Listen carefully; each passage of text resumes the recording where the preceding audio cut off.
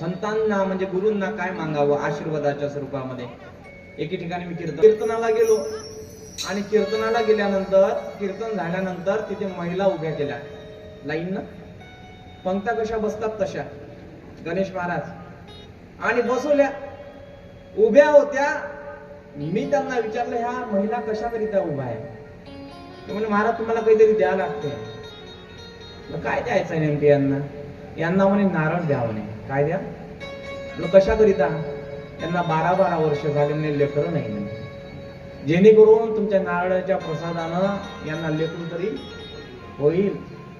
लोक अपेक्षा अशी करतात, मायबाप शुल्लक येऊन अपेक्षा करतात. नारळानं जर मुलं झाले असते, एकनाथ बाबा म्हणतात की लग्न का करावे लागले असते? नाही का? लग्न याकरिता करावं लागतं की हा चालावा जगाचा प्रवाह, याच साठी योजिला विवाह. ग्रामगीता सांगते आपल्याला, हा प्रवाह चालण्याकरिता विवाह आखला जातो. त्याकरिता आपण अंधश्रद्धेमध्ये पडून राहिलो आहे. व्यक्ती आपल्याला काहीतरी टीव्हीवरचे नानाविधी प्रकारचे लोक हे लॉकेट घाला, ते लॉकेट घाला, गड्यामध्ये भ्रामिक कल्पना बसवतात आणि आपण त्याला लयास जातो. एक विशिष्ट संतावर आपण विश्वास ठेवत नाही, आपलाच एक देव करून घेत नाही आणि कडाहास करतो, अट्टाहास संसाराचा होते, आपलाही विलयत्याच्याच मार्गाने जातो. महाराज म्हणतात गुरु जर असला जीवनामध्ये तर तुमच्या जीवनामध्ये शांती लाभेल. कशी लाभेल? वंदनीय राष्ट्रसंत तुकडोजी महाराज म्हणतात, शांती कुणाला कशी लाभते,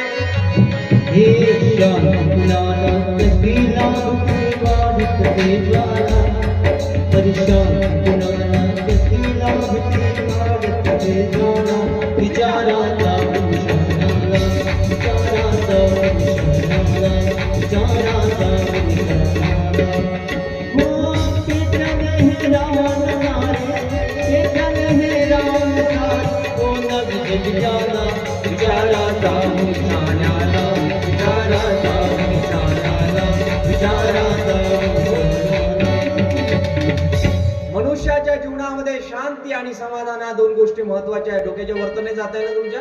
ऐकताना तुम्ही कामाचं सांगावं लागेल ना थोडस, नाही तर फक्त हसणं आणि नाचणं याच्यामध्ये आपण जर गुरफटलं राहिलं तर संसाराचा लय होईल. मायबाप, सांगायचा मुद्दा एवढाच, शांती लाभली पाहिजे.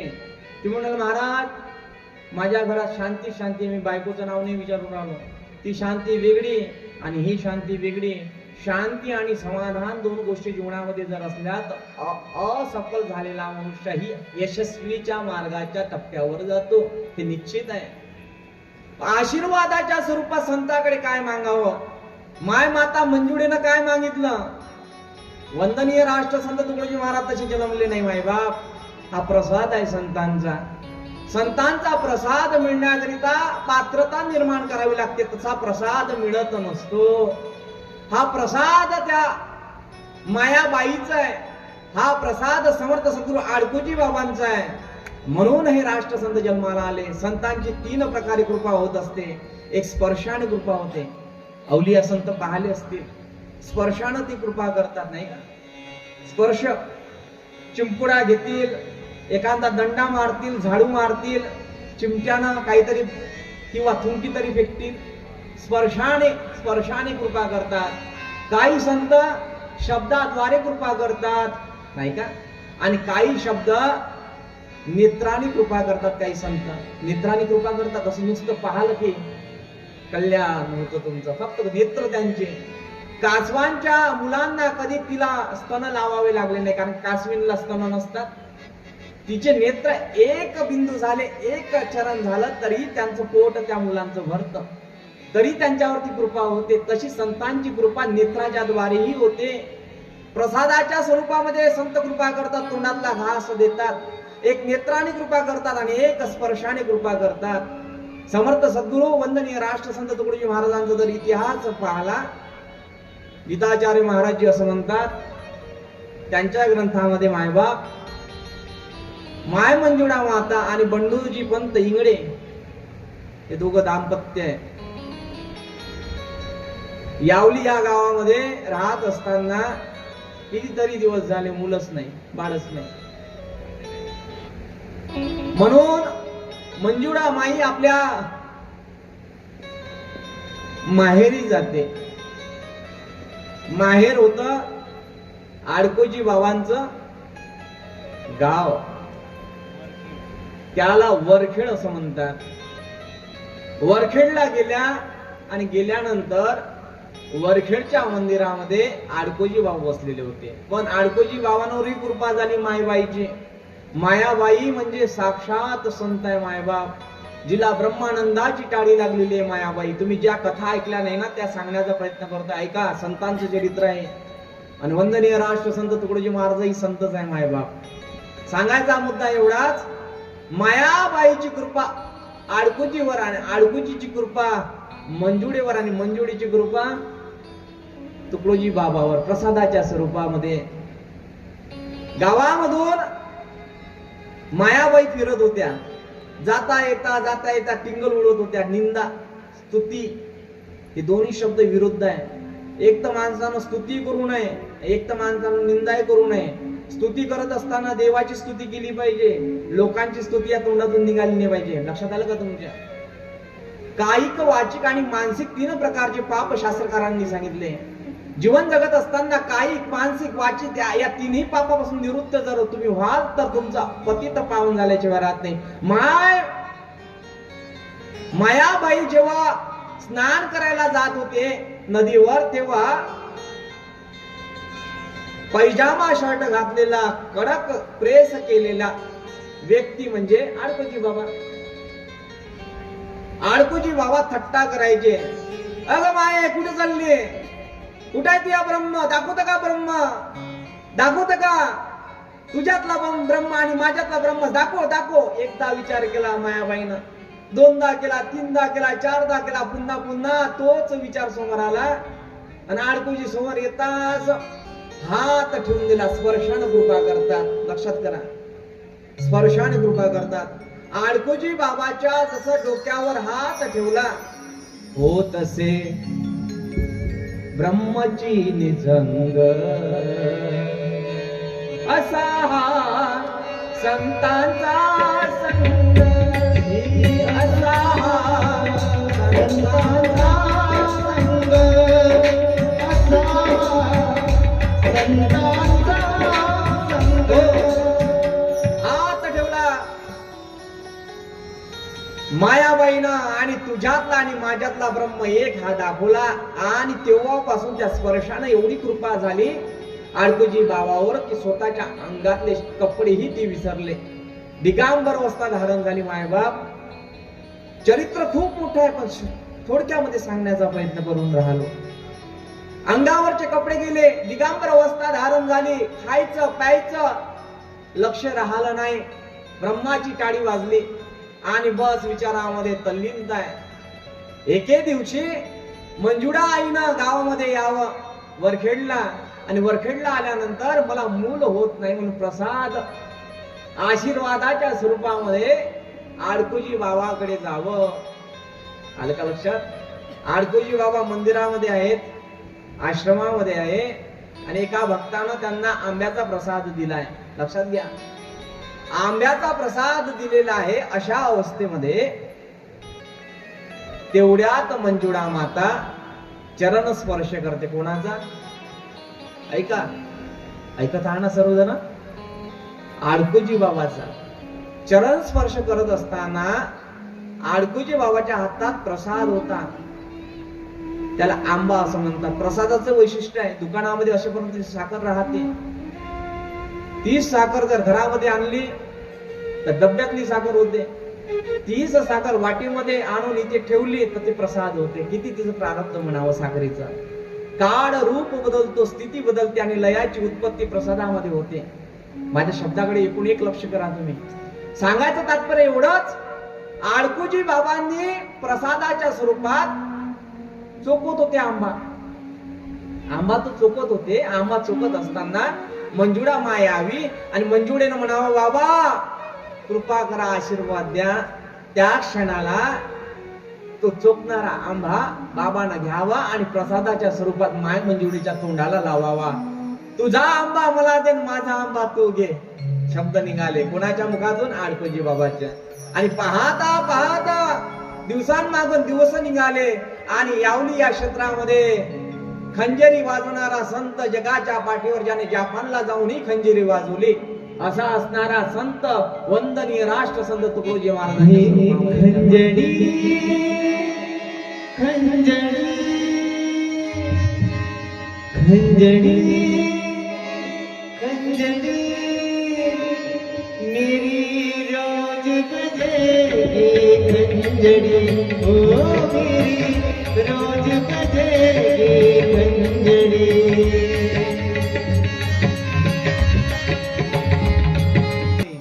हीच खंजेरी महाराजांच्या भजनामध्ये वाचली मायबाप. त्या भजनाने आपले तरंग उठतात आणि मनुष्य जगाच्या वाटेवर लागतो. त्याचं नाव म्हणजे वंदनीय राष्ट्रसंत तुकडोजी महाराज.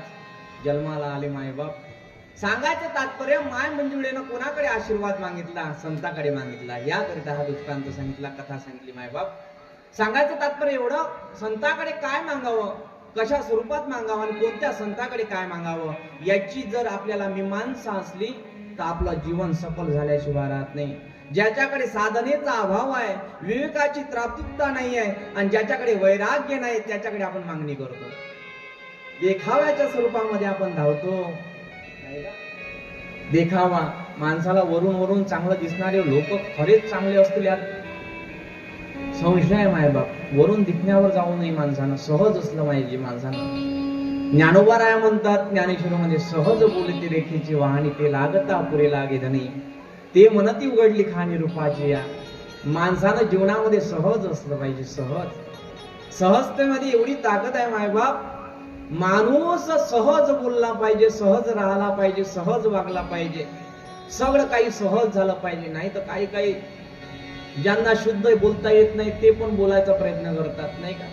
अरे सहज बोलणे हीच उपदेश, सहज बोलणे हीच उपदेश. पाहिजे संतांनी सहज भाषा वापरली आणि उपदेश केला. माणसं सहज राहिले नाही. तुम्हाला असं वाटते का आपल्या आजूबाजूने ज्या बसलेल्या त्या सहज आहे म्हणून? नाही. तुमच्या आजूबाजूने ज्या बसलेल्या त्या सहज आहे म्हणून वाटते का तुम्हाला? त्यांच्या मनात काय चालू आहे, तुमचा विचार तुमच्याबद्दल काय त्यांच्या मनात चालू आहे तुम्हाला माहिती आहे का? चेहऱ्यावर जर ते हसून राहिल्या गालातल्या गालात, तरी त्यांच्या मनामध्ये किती कपट आहे तुमच्या बाजूने बसलेलं. एखादीनं साडी चांगली कपाना पाना कशी मटकते ते अशी म्हणत असत. बाजूनं वालीनं जर साडी चांगली घालून आली तर बापा बापा काय तिचा नवरा आता पगारीचा आहे, बँकेत आहे, मोजता मोजता दाबत असेल, कोणाला माहित पडत असत नाही. असा विचार तिच्या मनामध्ये येते. एक नाही का, स्त्रियांची आता ड्रेस आहे, घरचा ड्रेस वेगळा, बाहेर फिरण्याचा ड्रेस वेगळा, कामाला जेव्हा जातात त्याचाही ड्रेस वेगळा आहे. यांना सण कोट पाहिजे. कोणता कोट? सण कोट. आणि आज आहे महिला दिन, नाही का? महिला दिन म्हणजे तुमचा दिवस आहे बाबा. तुम्हाला बोलता येत नाही आज, कारण की तुम्ही मुख्यमंत्र्याच्या काय आले काय जमा झाले जमा. आता तर नाव गोष्ट ऐकून नाही राहिल्या. कुठं चालली हो पंढरीच्या वारीले. कुठून आणले पैसे? माझा भाऊ नाही का? एक तर भाऊ मेला यायचा नाही का? काही सांगता येत नाही मायबाप. विमानाच्या प्रवासामध्ये अजित दादा मरण पावले. लाडाचा भाऊ होता, पण त्या दिवशी हसल्या, लढल्या नाही. सगळा नव्हता ना. त्यामुळं सांगायचं तात्पर्य एवढं, माणसानं सहज असलं पाहिजे. महाराज म्हणतात आशीर्वादाच्या स्वरूपामध्ये आणि नमस्काराच्या स्वरूपामध्ये प्रयोजन आणि फळाची निष्पत्ती झाली की विद्ये विनाशाय ही बुद्धिमत्ता प्राप्त होते. शिष्ट शिष्टाय प्राप्तता होते. का? आपल्याकडे सहजतेमध्ये जगत असताना लोक आपल्याकडे पाहून जगत असतात, बरोबर की नाही? आई वडिलाकडे पाहत असताना कोण जगते? बोला बोला लवकर लवकर बोला ना. आई वडिलाकडे बघून कोण जगते, कोण आचरण करते? मुलं, बरोबर. मास्तराकडे पाहून कोण जगते? विद्यार्थी. कार्यकर्त्याकडे पाहून, नेत्याकडे बघून कोण जगते? कार्यकर्ते, नाही का?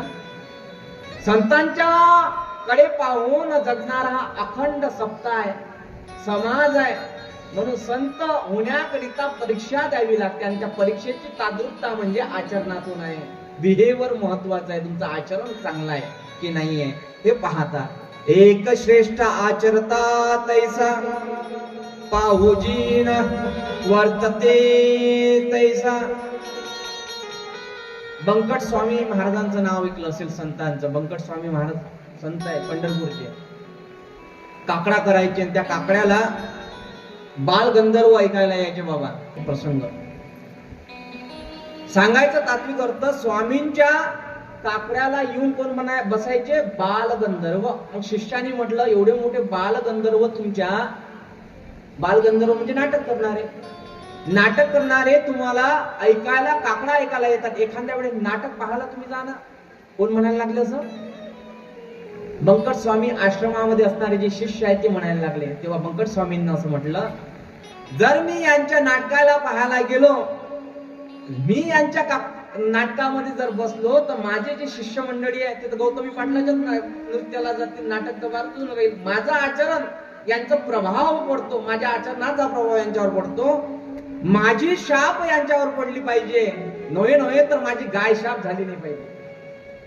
लक्षात घ्या, माझी यांच्यावर शाप पडली पाहिजे. माणसाचं जीवन असं असलं पाहिजे. सासूला जर असं वाटत असेल की सुनीवर माझी शाप पडली पाहिजे, तर सासूचं वळण चांगलं पाहिजे, आचरण चांगलं पाहिजे, सर्व बिहेवियर चांगलं पाहिजे. नाही तर मग काही सासू एवढ्या चुकल्या करतात.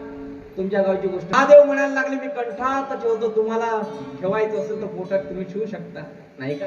सांगायचं तात्पर्य एवढंच, ती सासू त्या तिच्या मैत्रिणीसोबत नानाविधी प्रकारच्या चुगल्या करायला लागली. चुगली चपाटी ना कीजे, गुलाबरावजी महाराज म्हणतात. जीवनामध्ये सगळं काही करावं पण चुगली चपाटी झाली नाही पाहिजे. मग गळ्यामध्ये माळी असली काय, बुक्काही तुम्ही कपाळाला लावला का, तर काही शिल्लक आहे, पुण्य होणार नाही. कोणाची निंदा या मुखातून झाली नाही पाहिजे. सांगायचं तात्पर्य, सून घराच्या बाहेर गेली आणि तशात तिच्या चुगल्या चपाट्या चालू झाल्या. पाहिजे न गेली ना, आता येईन पूर्ण अमरावती हिंदुळी पिक्चर पाहायला नेलं तिच्या नवऱ्याने दिले. पाय ना आता पूर्ण धुणं भांडे सगळे माझ्या उरावर तसेच ठेवून दिले, नाही का? कच्च्या तसेच ठेवले. आता मला ते करावे लागतील. नानाविधी प्रकारची चर्चा करते, निंदा करते सुनीची. त्या सुनीची निंदा केल्यानं तिला रोड पाक नावाच्या नरकामध्ये यातना होतील असं शास्त्रकार सांगतात. म्हणून सुनीची निंदा सासून कधी करू नये. महाराज म्हणायला लागले, या संप्रदायामध्येही वळण आवश्यक आहे. या संप्रदायामध्येही वळण आहे. या गावाचं वैभव एवढं चांगलं आहे की या इथे मृदंगाला गट्टू आहे लावलेले. मृदंगाला गट्टू असतात आणि या मृदंगाला गट्टू लावत असताना त्याच्यातून सुंदर त्या थाप मारल्यानंतर आवाज निघतो. पण कुठे कुठे अशी परिस्थिती आहे महाराज, गट्टू मिळत नाही तर गोटे लावे लागतात, दगड लावावं लागतं. सांगायचं तात्पर्य एवढंच, आचरणातून संप्रदाय घडत असतो. किती सुंदर कीर्तन होतं कालच्या तारखेला, परवालाही सुंदर कीर्तन झालं. छोटे छोटे मुले उभं राहिलेत, काय सुंदर टाळ, काय वाजवतात, काय पावल्या खेळतात. हे तुमच्या गावचं वैभव आहे मायबाप. सांगायचं तात्पर्य एवढंच माझं, तो टाळ आहे ना तो विठ्ठल आहे. सांप्रदायिक लोक, काही लोक त्या टाळानं गुळ फोडतात, भेल्या टाळानं मृदंग लावतात. महाराज म्हणायला लागले, साक्षात टाळ म्हणजे काय आहे? विठ्ठलाचा नाद आहे. त्याला आपण नामस्मरणामध्ये म्हणतो, विठ्ठल टाळ विठ्ठल दिंडी, विठ्ठल टाळ विठ्ठल दिंडी, विठ्ठल तोंडी उच्चारा, विठ्ठल तोंडी उच्चारा.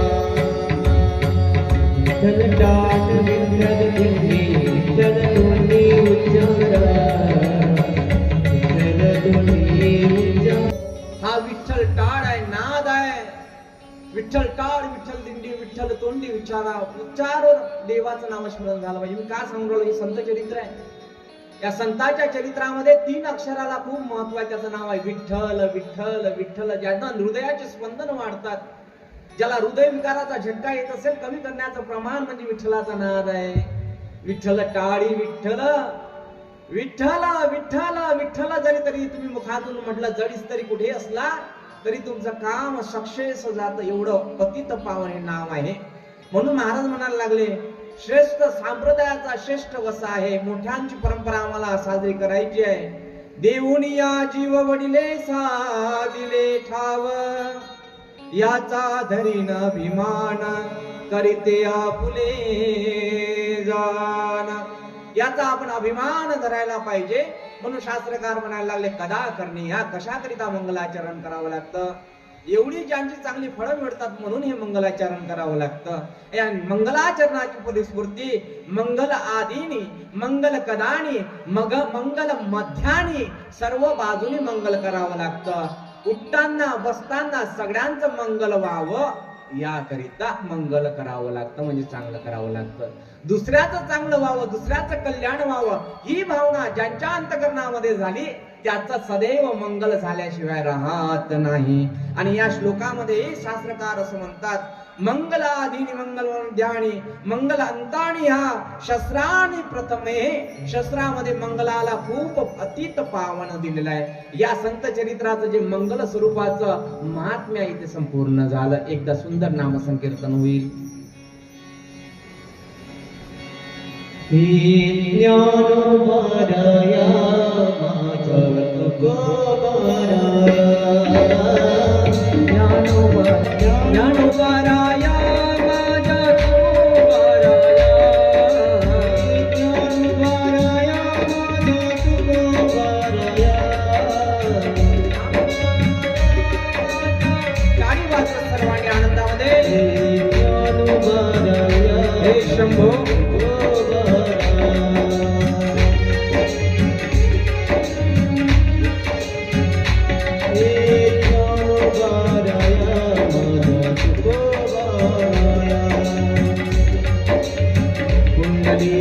गवर्धारी विठ्ठल श्री ज्ञानदेव तुकाराम श्री दत्तात्रेय जनार्दन स्वामी एकनाथ महाराज की जय. पाठीवर असंख्य संत जगाला मार्ग दाखवण्याकरिता आले. कारण की मार्ग दाखवून गेले जे आदि संत ते संतांना शरण जाण्याकरिता आपण इथे उपस्थित आहोत माय बाप. आणि ज्ञानोबा तुकोबारायांच्या प्रतिष्ठानच्या मूर्ती प्राण प्रतिष्ठानच्या मुहूर्तावर आपण इथे उपस्थित झालेलो आहोत. आणि विशेषतः ज्ञानोबा आणि तुकोबा सांगण्याकरिता मला बोलावलं होतं. काय बोलावलं होतं? ज्ञानोबा तुकोबा.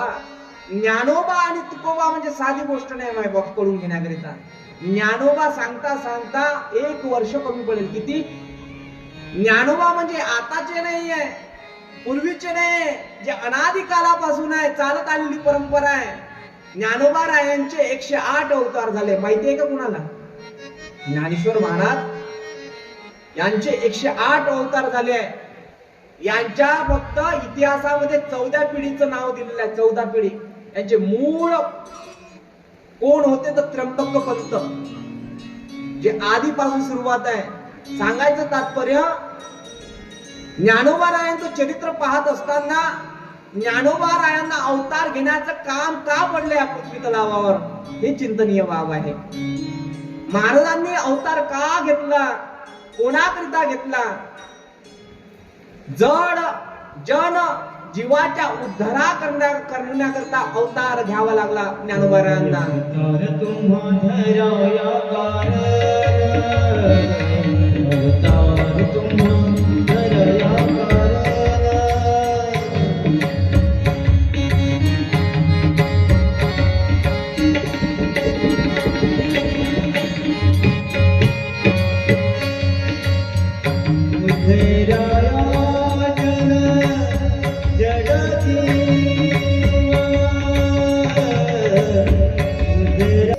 जन जड आणि जीवाचा उद्धार करण्याकरिता माऊलीला अवतार घ्यावा लागला. प्रत्येक संतांना अवतार घ्यावा लागला. माझा महिपती महाराजांचं नाव ऐकलं असेल. महिपती महाराजांचं कोणी कोणी नाव ऐकलंय? श्री संत महिपती महाराज कविराज. वा वा वा, टाळ्या वाजवा यांच्यासाठी. महिपती महाराजांचं नाव ऐकणं म्हणजे मोठी प्रारब्धाची गोष्ट आहे. संत कवी महिपती महाराज म्हणून गेले. यांनी ज्ञानोबा रायाचं तुकोबा रायांचं चरित्र लिहिलं आहे लिखाणा स्वरूपामध्ये. महिपती महाराजांनी कविराज महिपती महाराज असं वर्णन करतात. आता ऐका चिंत देऊन श्रीकृष्ण अवतार संपता जाण, कलियुगादी यज्ञ अवधी दान धर्म याचा लोप झाला. दान आणि धर्माचा लोप झाला म्हणून ज्ञानोबारायांना यावं लागलं. यदा यदा हे धर्मस्य ग्लानिर्भवति भारत. जेव्हा जेव्हा या पृथ्वीवर पाप वाढायला लागेल तेव्हा तेव्हा भगवंत जन्म घेऊन येईल कोणा ना कोणा अवतारात. भगवंत अवतार घेऊन आले. कोणाचा अवतार? आपल्या इथे हिंदू संस्कृतीमध्ये अवताराचं प्रावधान आहे. अवतार घेऊन येत असतात संत. कलियुगाचा तडाखा व्हायला लागला. श्रीमद भागवत महापुराणामध्ये तुम्ही कथा ऐकली. भागवत महापुराणामध्ये कथा आलेली आहे. एक काळा मनुष्य एका गाईला आणि बैलाला मारतोय. आली एक कथा अशी आली आहे का? भागवत कोणी कोणी ऐकलं? कोणीच नाही ऐकलं. ऐकलंय? एक काळा मनुष्य एका बैलाला आणि गाईला मारतोय. तिथून परीक्षित राजा जात होते. थांबवलं. तो काळा मनुष्य म्हणजे कली होता. कलियुगाची सुरुवात होती. तो बैल म्हणजे धर्म होता आणि गाय म्हणजे पृथ्वी होती. पृथ्वीवर जगणाऱ्या लोकांना तो कली मारून राहिला होता. लक्षात आहे का? परीक्षित राजा म्हणायला लागला, थांबा महाराज, मी अशापर्यंत तुम्हाला यांना मारता येणार नाही. मला विनंती करायला लागला. कली माझा राज्य होणार आहे चालू. स्पर्श केला, फक्त स्पर्श. काय की स्पर्श कोणाला करू देऊ नये म्हणून तुम्हाला म्हटलं आदल्या दिवशी बसताना थोडस 4-4 बोटाचं अंतर ठेवून बसा. आता पाहते मावशी सरकून राहिले. आता सरकून काही फायदा नाही. सांगायचं तात्पर्य एवढं, 4-4 बोटाचं अंतर याकरिता की स्पर्श कोणाचा घ्यावा ही शास्त्र सांगतं. कोणाचाही स्पर्श घेऊ नये. संगतीमध्ये गेल्यानंतर दुर्गती होण्याची तात्विक पारदर्शकता त्याच्यामध्ये राहते. युगानं आपला हैदोस करण्याकरिता सुरुवात केली. तडाखा बसायला लागला. परीक्षित राजा त्यांना म्हणतो, तू इथे राहू शकत नाही, मला राहण्याकरिता जागा द्या. कली असं म्हणतो.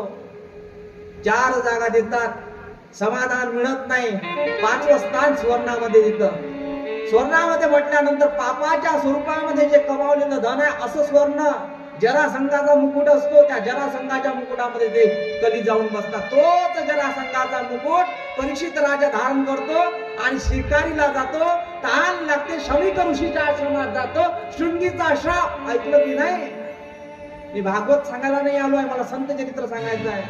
एका स्पर्शानं कलियुगाचा तडाखा बसायला लागला आणि कलियुगामध्ये कलियुगी यज्ञ याग दान धर्म याचा लोप झाला. दान लोकांनी विसरलं. दान धर्म याग विधी सर्व काही विसरायला लागले आणि अशा अवस्थेमध्ये परमार्थाच्या क्रिया संपायला लागले. ही दुनिया मोठी खोटी आहे मायबाप. या कलियुगामध्ये प्रामाणिक लोकांना त्रास आणि चांगल्या माणसाला त्रास आणि वाईटांचा उद आहे. कारण ही बेमान दुनिया आहे. आई रे बेमान दुनिया आई रे.